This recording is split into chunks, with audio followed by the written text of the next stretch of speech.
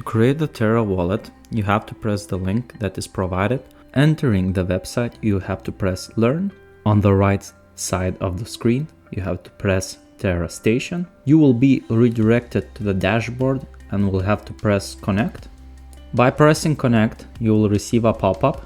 On the pop-up, it will be Install Terra Station. You will be redirected to the Chrome Web Store, then press Add to Chrome, then add extension. Small icon will appear with the Terra Station wallet. You have to click it and a new interface will appear. On the new interface, please press New Wallet. When pressing the new wallet, you will see another interface where you have to fill your username, your password, and copy the seed key.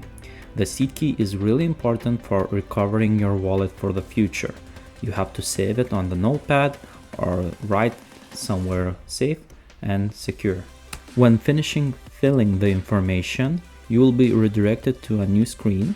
On that screen, you will find the Terra wallet address that you created.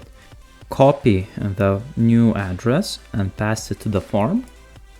Then press I have read and agreed to privacy policy and press confirm, and you finally finish the steps. Thank you for watching the video.